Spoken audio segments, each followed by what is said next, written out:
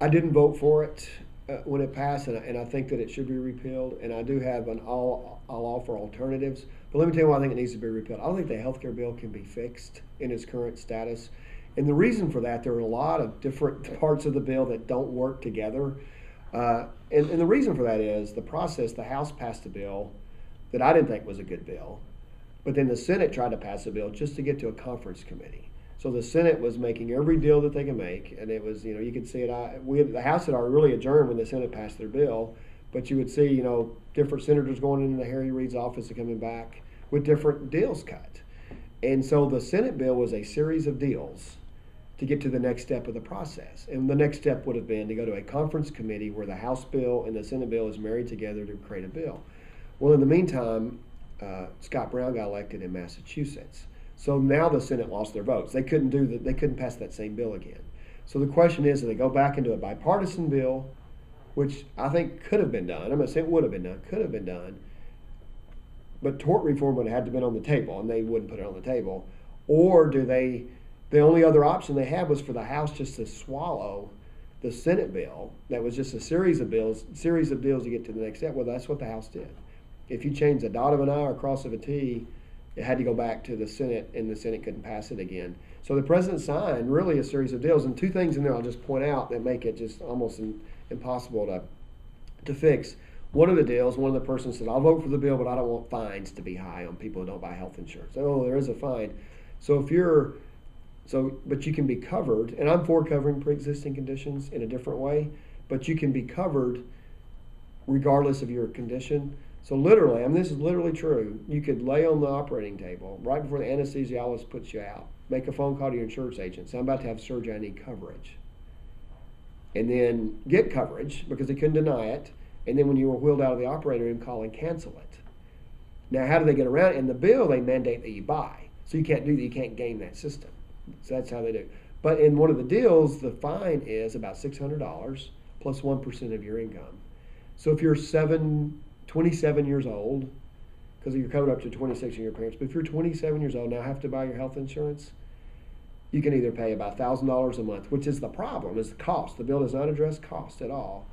You could spend $1,000 a month or $12,000 a year, which is average, or spend about $1,100.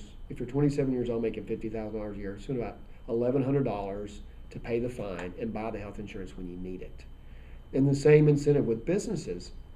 There's a business in Kansas City, real numbers, 77 employees. They pay over $700,000 a year for health insurance, which is about right. This is $9,000 to $10,000 a year on average for group rates. And under this bill, they can drop their insurance, put everybody in the exchange, and you only pay the fine on after the first 30. So they would pay the fine on 47 employees, but the fine is $2,000. So they have $700,000 worth of health insurance, which is the problem in our country, and they could drop them all into the exchange, pay $94,000, and then the government has to pick up the rest under this bill. And what's the incentive to?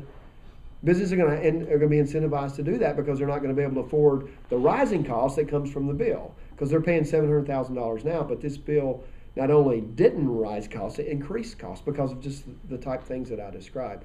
What I was for and voted for, but we didn't win the vote, was trying to control costs, improving affordability. 85% of the people have health care that they like, but they don't like the cost of it. So what I was for is improving affordability, which would increase access. Now, it didn't get to universal coverage, which their bill doesn't really either, because it just kind of mandates that you buy. So we were for is a tort reform. It was going to save $54 billion for the federal government by Congressional Budget Office numbers. Use the $54 billion to create a high-risk pool for people with pre-existing conditions. Because then you couldn't game the system like I just said you could. If you had a pre-existing condition, if you didn't have a pre-existing condition, you didn't have to buy health insurance, because once you got one, you could get it. So what this would do is create a high-risk pool, let the market work for everybody, and then as you're priced out of the market, you would be subsidized to buy health insurance. So it keeps the market working, and it keeps the pressure that I described just previously off. And that's important because if somebody's diabetic or they got a problem, we want them to be covered, because the other alternative is not to work and be unproductive and then get Medicaid. And that's not what we want. That's not good it's not good fiscal responsibility. It's certainly not good moral for us to encourage people to go into that trap, and that people fall into that trap. So we have to fix that. The other thing is have associated health plans where, like businesses, they can't come together for health insurance now because of anti-competitiveness. We're like car dealers. If you're a car dealer with 20 employees, I know we're getting a little long on this one, but this is important. If you're a car dealer with 20 employees, and you buy health insurance and one has a heart attack, I mean, it's just really, your risk pool just goes out. But if you're car dealers across Kentucky, say you're 100 of them with 20 employees, now you have 2,000 people in your risk pool. And so we should exempt, for antitrust purposes, health insurance so people can work together for that. And then buying across state lines. Indiana has tort reform. I mean, doctors have lower malpractice rates in Indiana. We're just a couple of miles from Indiana today, and I think that people can buy health insurance across state lines. That would be better.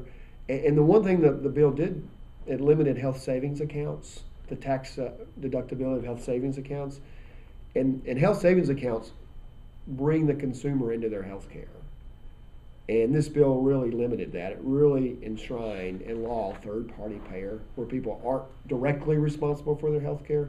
And I can pick on myself. I had a procedure done, and I didn't know what it was going to cost me. I went through about 3 different stages and had no idea what it cost until I got the bill, and didn't even ask a month later. But if I'd have been paying through a health savings account, then I probably would have been more of a consumer driven. So I'm not picking on anybody but myself. Mm-hmm. But our system encourages you to go get the health care without having any concern about what the cost is going to be.